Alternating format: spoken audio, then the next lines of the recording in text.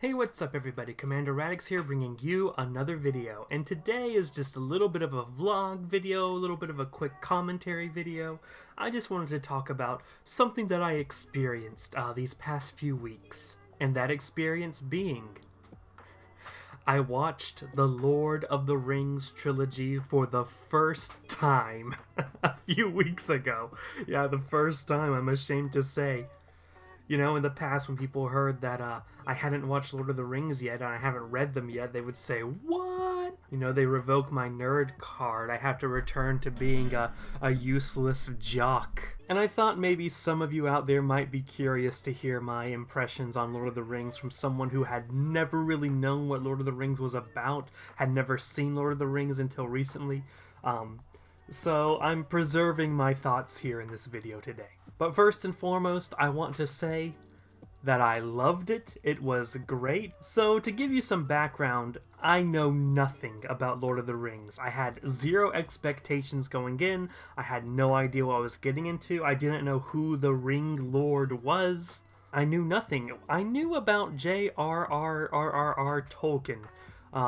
I knew a bit about his background. I knew that he was a sort of falafel. He was a bit of a falafel. I know that he liked constructing languages. I know that he was a traditional Catholic, and I know that he fought in World War I.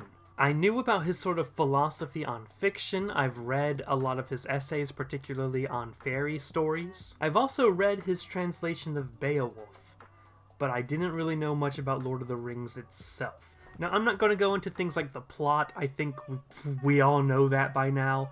But I just wanted us to share some impressions on things like characters, themes, sort of that stuff. First, characters.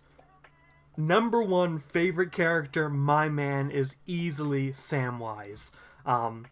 When I was going into... I had seen some, epic trad edits of Lord of the Rings where they make, like, Aragorn to be, like, the super based Giga Chad or whatever. But I didn't expect going into it that my favorite character was going to be Samwise, a hobbit of all people.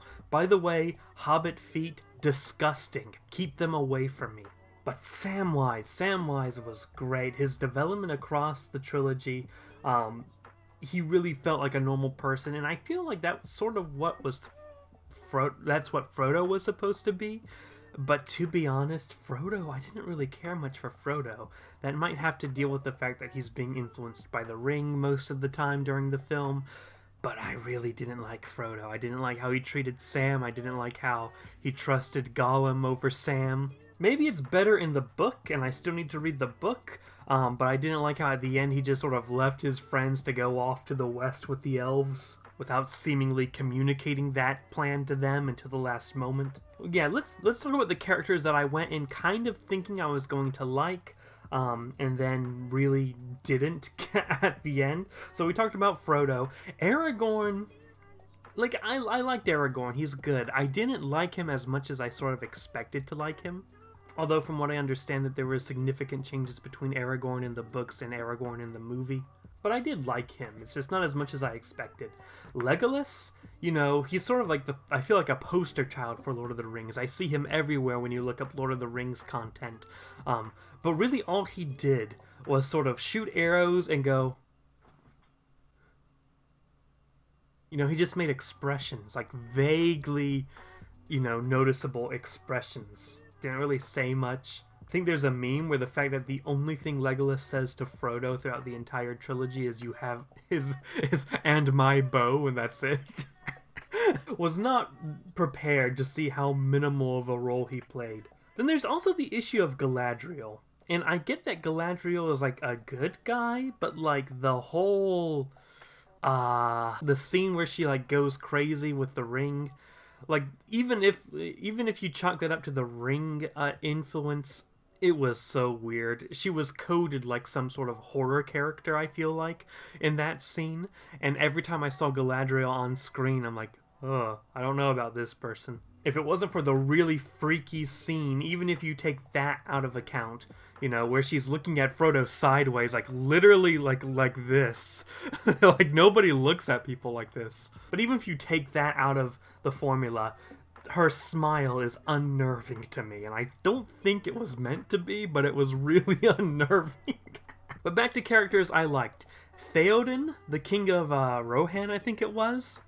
Top tier. Excellent. I liked his development from being possessed to being sort of a bitter type of king into eventually being a big hero at the end. I really liked that story arc with Theoden. Gandalf, of course. Gandalf. I wanted more Gandalf. I wanted more Gandalf the Grey, honestly. Gandalf the Grey was pretty great. I wasn't ready for him to become Gandalf the White and be a little bit more serious. I wasn't ready for that. Treebeard, pretty epic, pretty based, pretty red-pilled. Boromir and Faramir, I both liked pretty well. I didn't like Faramir when I first met him in the story, but by the end I really liked Faramir. I think the comic relief hobbits, whose names, if I remember, are like Merry and Pippin or something like that, I did enjoy. I thought they were actually funny. They weren't like fake comic relief like J.R.R. Binks or something. And I just want to say I really liked the story arc and the character development, or rather the lack thereof of character development of Gollum, especially how he sort of starts to turn a new leaf towards the middle of what was it? The twin towers, the two towers. One of those was destroyed in a terrorist attack. One of those is the name of the second Lord of the Rings. Hold on. The Two Towers. Okay. I liked how Gollum was portrayed in Two Towers. And then, at the end of it, that development kind of gets thrown away for a good reason. Not like a lazy writer reason, but like an actual reason. He sort of regresses back to what he was. I thought that was an interesting arc. I really hated to see Gollum, go back to being evil. That was sort of sad to see. Let's talk about themes. And boy, oh boy, did I love the themes of Lord of the Rings. I liked the idea, especially, of we are people that shouldn't be in this place, in this time, but we are, so we have to do something about it. I really liked, there were several monologues and speeches in Lord of the Rings that really resonated with me. One of those being Samwise talking about, in that one battle, of by all means we shouldn't be here, we shouldn't be here, this is wrong, but we are, and it's the great stories, the ones that really matter. That was bone-chilling. Is that how you use that? Bone-chilling? So good. I liked in the Battle of Helm's Deep, the orcs are smashing in the door. Aragorn's trying to rally the Rohanese, the Rohanites. And Theoden just says, so much death, what can men do against such reckless hate? And then Aragorn says, ride out with me, ride out and meet them. That was a good speech. Even against all this forces, what you do is you go and fight back, right? And also Gandalf gave a little nice speech about mercy in regards to whether or not Frodo should kill Gollum in the first movie in Fellowship of the Rings that I really liked. That felt really almost blatantly Christian, I felt.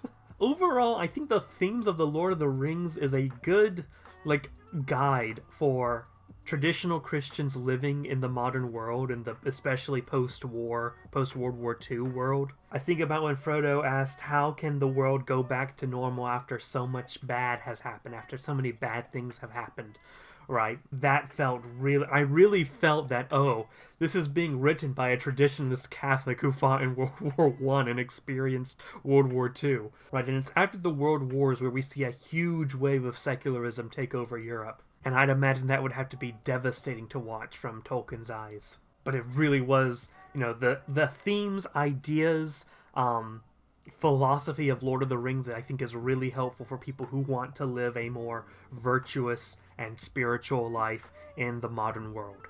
Which is great. You don't get that in fiction a lot these days. Speaking of things you don't get a lot these days, the orcs, the visuals in general, but especially the orcs, were so beautiful, and I don't mean beautiful in the sense the orcs were beautiful, but I mean the effects were so well done. The effects in general in Lord of the Rings, this movie has aged pretty well. When did these come out?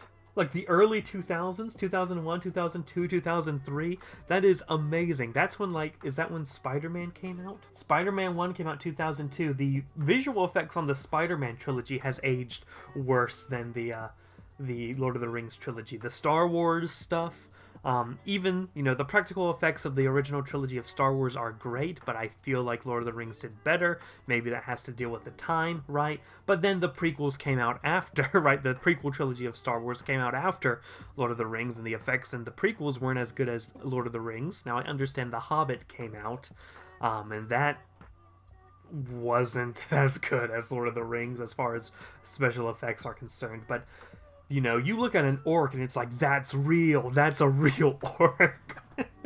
Visually, it was stunning. Visually, it was beautiful, Lord of the Rings. The music, magnifique. I was talking to one friend, and apparently, he loves the musical theme for The Shire so much that he, ranks it up there among, the classics of the great classical music composers.